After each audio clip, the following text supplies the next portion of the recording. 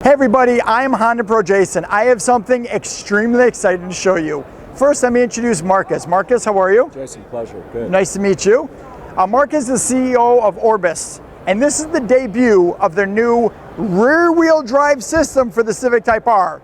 You guys heard it right. They have an electric rear-wheel drive system for the Civic Type R. Before we show it on the car, let me show you how it works. Come on over here. Right.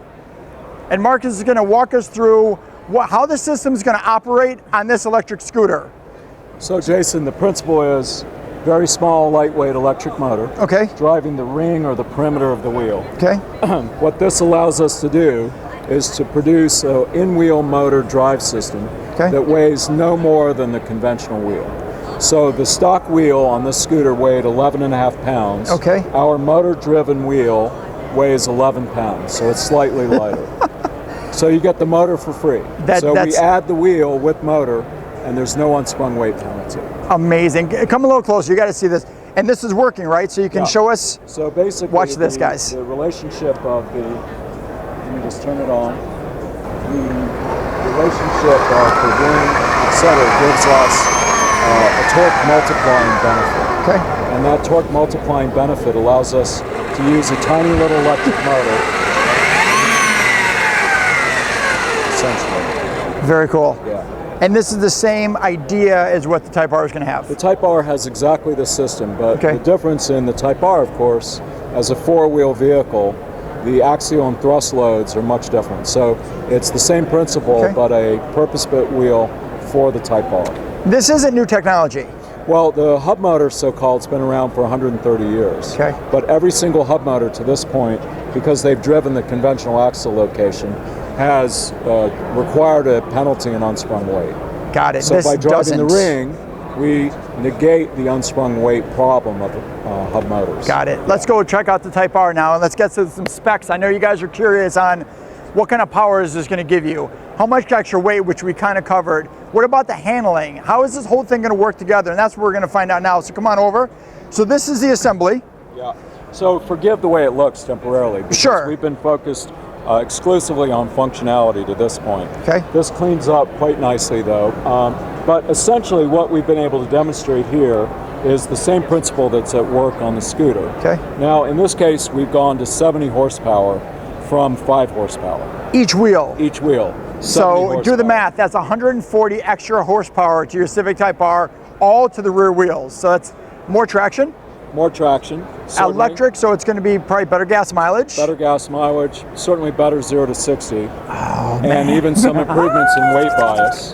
That's true, it's going to be a little heavier in the back, which will even it out. And then you'll get a rheostat where you can dial in the amount of power you want at the rear. So you can dial in 100% or 0%, depending on what the situation is. And each wheel is essentially independently powered, so they automatically torque vector and compensate for wheel spin. There's no half shaft, no differential, no torque converter that requires time or gear lash. So the power is instantaneous. It's right there right now. Amazing. Yes. How soon will someone like myself be able to drive this? Well, we expect that you'll be behind the wheel either of this one or when your car's ready. Okay. I would say in about 90 days.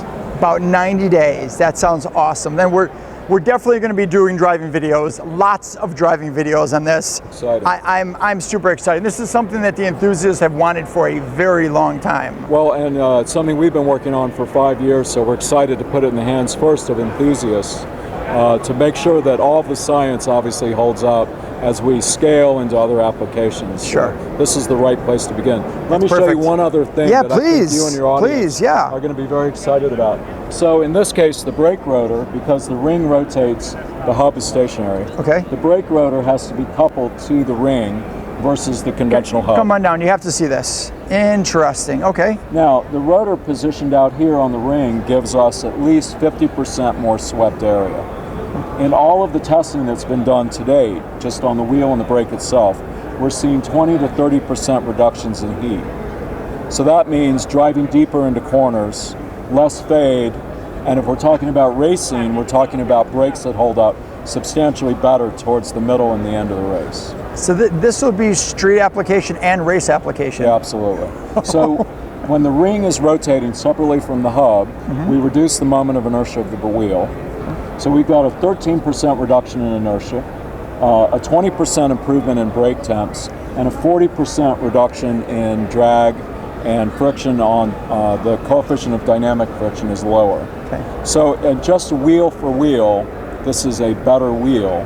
And then when you apply 70 horsepower here, you get the instantaneous benefits of, you know, electric power, which is, well, instantaneous. You said forget about the looks of this. There will be some sort of cover that'll cover this up and look. Yeah, so what's neat, you know, 3D printing, obviously. You can print 3D covers. We have a file for it. Okay. Our customers can design whatever profile or shape they want. Love but it. the other thing that's very, very interesting, as a high performance guy, you'll appreciate this. The braking temps on a conventional rotor tend to develop hot spots around the caliper. So that's where rotor warpage occurs. You'll see brake rotors crack. Our rotor dissipates that heat in a way where you're not going to see cracked rotors. So as you'll see in some of our literature, this artifice essentially goes away. And if that's not enough, sort of the piezo resistance is you get a single locking ring like an F1 car. So no more lugs. And, oh, I didn't even notice that until just now. Yeah, no more lugs. That's cool. So you remove the single locking ring, this comes off and the wheel comes off. And basically in the, not quite as fast as an F1 car, but it's pretty fast. Okay, and then we talked about sizes. This is obviously a 20-inch rim, but you can do this for 19, 18, 17, no problem. No problem, yeah. That's awesome. Our machines can produce up to 24-inch OD. I love it, I love it. Marcus. Pleasure. Thank you very much. Thank you. Guys from SAE, in front of the world's first all-wheel drive Civic Type R, 10th generation. I'm the Hondapro, and now you're in the know.